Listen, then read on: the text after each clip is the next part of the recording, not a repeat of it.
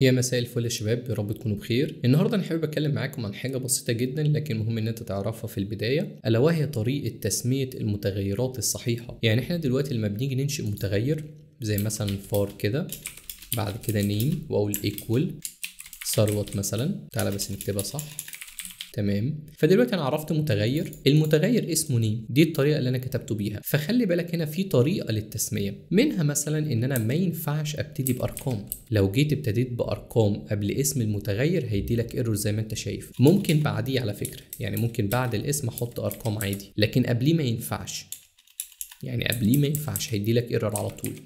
حاجه بسيطه جدا وهتعرفها مع الوقت، حتى لو نسيتها لو عملتها هيدي لك ايرور اساسا، فكده كده هتفتكرها يعني. فعامه المهم تبقى عارفها دلوقتي وخلاص. دي كده رقم واحد. رقم اتنين، ما ينفعش تحط هنا اسماء معرفه مسبقا. يعني ايه معرفه مسبقا؟ يعني اسماء موجوده في اللغه بالفعل، زي مثلا كلمه فار. ما فار دي كلمه موجوده في اللغه بالفعل، والدليل على كده ان انا بستخدمها بشكل مباشر. ما اضطريتش مثلا ان انا اعمل حاجه عشان اعرفها والكلام ده. زي كلمه فن مثلا، فن دي برضو موجوده بشكل مباشر، هي موجوده بالفعل وانا استخدمتها. فبالتالي ما ينفعش هنا تحط كلمات معرفه مسبقا. لو جيت كتبت كلمه فان كده مثلا هتلاقيه مدي لك ايرور على طول. ليه مديني ايرور؟ لان فان دي كلمه معرفه مسبقا، ما ينفعش انت تستخدمها لي في المكان ده. طبعا في كلمات تانية كتير، ممكن مثلا continue، طبعا لو كتبتها صح يعني.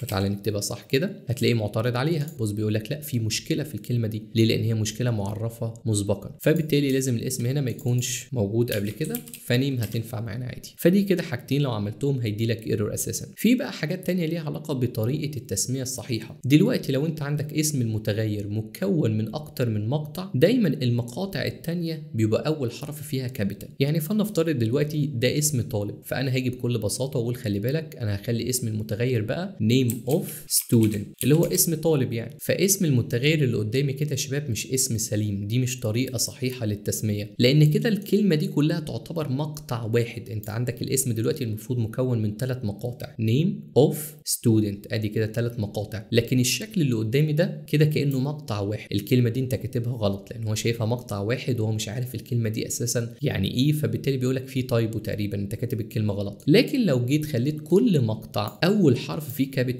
ما عدا النيم طبعا لان هو البدايه بتاعتي، فهروح مثلا على الاو بتاعت الاوف اخليها كابيتال، واروح مثلا على الاس بتاعت الستودنت اخليها كابيتال. هتلاحظ ان العلامه الخضراء اللي كانت موجوده هنا اختفت معايا على طول. ليه؟ لان هو دلوقتي بقى فاهم ان ده مكون من 3 مقاطع، عندك نيم، عندك اوف، عندك ستودنت، والثلاثه مكتوبين صح، خلاص مفيش مشاكل. لكن بص مثلا لو رحت مسحت الاي هتلاقي اللاين الاخضر ظهر بس مع الستودنت، لان هو ملاحظ يعني ان انت عندك تايبو بس في المكان ده. طبعا التايبو مش هيأثر عليك وانت وبتعمل رن والكلام ده، هو بس بيقول لك ان في مشكله هنا عامه يعني في الكتابه بتاعتك، لكن كده كده مش هتأثر على الكود يعني. لكن يفضل ان انت تكتب الحاجه صحيحه، يعني لو لقيت تايبو اعمل له فيكس. الكلام ده ما يهمنيش دلوقتي، اللي يهمني هي طريقه التسميه. فكده احنا عرفنا 3 نقط مهمين. طبعا غير ال3 نقط دول، انت لما تيجي تسمي اسم متغير لازم يكون اسم معبر عن القيمه اللي هتتخزن فيه. بتخزن اسماء هيبقى مثلا نيم، نيمز، حاجه زي كده. بتخزن ارقام لايج هيبقى ايج. بتخزن مثلا سرعه عربيه هيبقى سبيد، او مثلا كار سبيد، ايا يكن. يعني لازم الاسم بتاع المتغير يعبر عن القيمه اللي بتتخزن في المكان ده. ما ينفعش هنا تسمي لي اي حاجه، ما ينفعش مثلا تكتب لي